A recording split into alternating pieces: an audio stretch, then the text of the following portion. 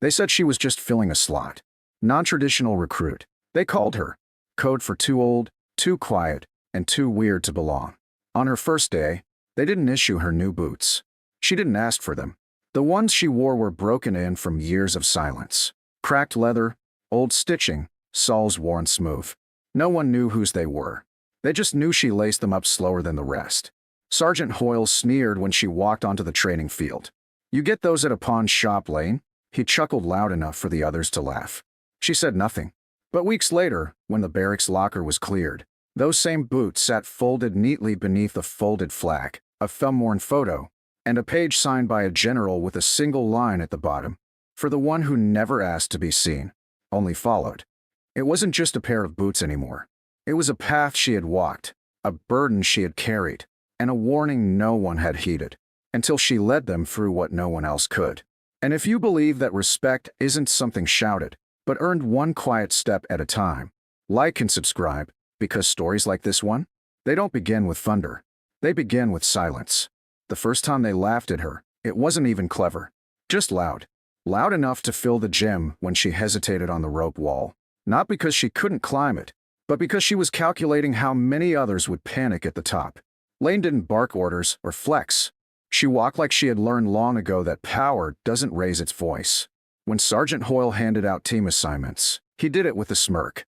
"Lane's your lead on Scorpion Trail," he barked, flipping a clipboard toward the mud-streaked course ahead. "Let's see if Grandma can hike without her walker." Recruits laughed. One of them, a fresh kid named Evans, muttered, "She's gonna get us smoked." But Lane didn't react.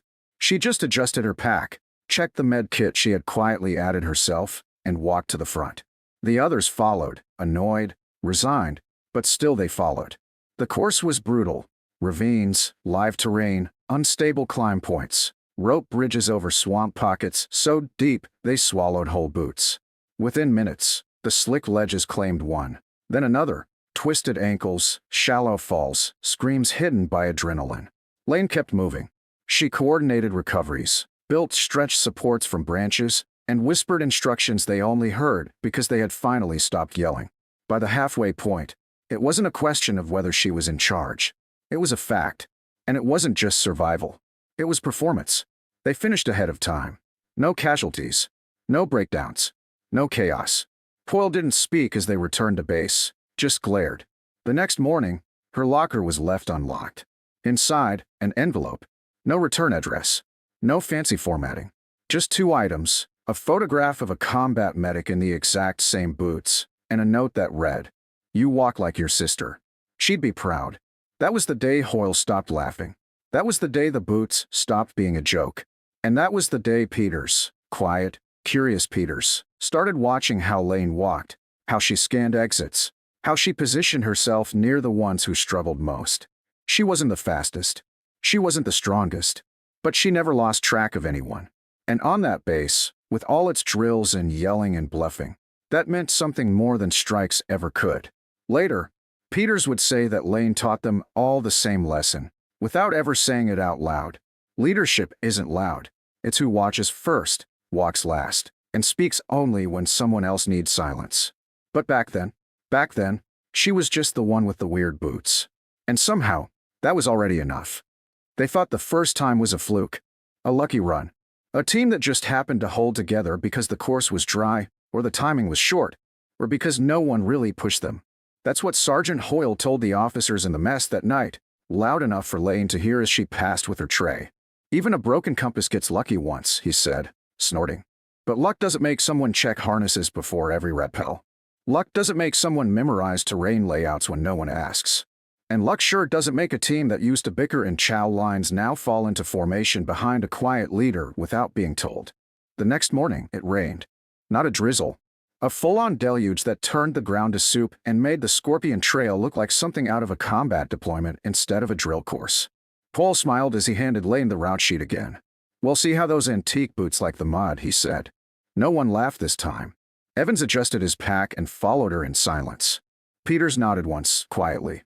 Even the loud ones, Rhodes, Tank, Diaz, stood straighter behind her. Because when you walk behind someone who makes sure no one is left behind, you start walking different. Halfway through the course, it happened. A landslide of clay, The kind that only rain reveals, shifted the rear slope near checkpoint 3. Tank went down hard, sliding into a trench with water rising fast around his ankles. He screamed, real, panicked. And no one moved faster than Lay. She was already tying off her rope, barking instructions, not loud, not frenzied, just clear, fast, confident. Anchor here. 2-man pool. I've got him. Her hands never shook. Her voice never wavered. They got him out in less than 2 minutes. Hoyle had been watching from the tower and didn't say a word. Later, in the briefing room, he muttered something about field instincts, but didn't look her in the eye. By then, the others already had. When they finished the second run, soaking wet, muddy, bruised but intact, they didn't go back to their bunks. They stayed outside in silence while Lane checked on every single one of them. Cuts, blisters, wraps. No one told her to. She just did it, because that's who she was. That night, Peters asked her where she learned trauma wrap. Lane just said, I used to follow someone who didn't leave anyone behind. She never said her sister's name, but Peters remembered the envelope, the folded flag, the general's signature, and he understood. The next morning, someone had quietly cleaned Lane's boots. Not polished, not replaced, just wiped clean. A quiet thank you, left without a note. But Hoyle wasn't done. He couldn't be. It wasn't about Lane anymore. It was about control, and losing it. On day 26, he changed the entire final drill structure. No prep, no map, no heads up. Just dropped a revised plan during morning formation. New mission, he barked. 6-mile recon with combat evac. Lane, you're leading again. Let's see what happens when no one's ready. No one flinched. Lane scanned the new grid and gave a single nod. Evans, on flank. Peters, take radio. Diaz, your sweep. She didn't ask permission. She just gave orders. And they moved. In the rain. In the dark. Through mud and fig tree line and slick stone paths that cracked ankles and tested balance. 1 hour in, the simulated ambush hit. 2 smoke bombs. Sirens. Poppers near the ridge. Confusion exploded. Peters tripped, went down hard, twisted something in his shoulder. Someone screamed, injured. Lane was already moving. She didn't hesitate. Laid him flat, assessed the shoulder, rigged a 2-man carry. She didn't talk about it. She just got him home. They crossed the finish point 40 seconds under the cutoff. As med staff came running, Hoyle stood at the edge with arms crossed, mouth tight. Then Colonel Rhodes stepped out from the shadows, silent. No warning. No clipboard. Just watching. I've been hearing stories, he said after a moment, loud enough for everyone to hear. Wanted to see them myself. He turned to Lane. Private Lane. That evac drill wasn't standard. Neither was your reaction. You trained somewhere. Lane didn't speak right away. No, sir, she said. I followed someone who did. The colonel nodded slowly. Then I'd say you were trained by the right one. Hoyle said nothing. He didn't need to. The silence from the others said enough. Lane didn't smile. She didn't puff up. She just helped Peters sit down and quietly took inventory of everyone's bruises and gear. That night, no one ate until she did. In the morning, someone wrote on the whiteboard in the prep room, Scorpion Lane, follow her or fall behind. No one erased it. Even Hoyle left it there. Because some reputations are built in noise. But others? Others are earned in storms. Graduation morning came without fanfare, just the whistle of wind through the range, boots scuffing gravel, and a sky so sharp it felt like it was watching. Recruits stood in formation, uniforms crisp, nerves buzzing, eyes darting. But Lane wasn't among them, not yet. Her bunk was empty at roll call, her boots gone from their spot, her locker sealed. Word spread fast, pulled for reassignment. No explanation, no ceremony. Just gone.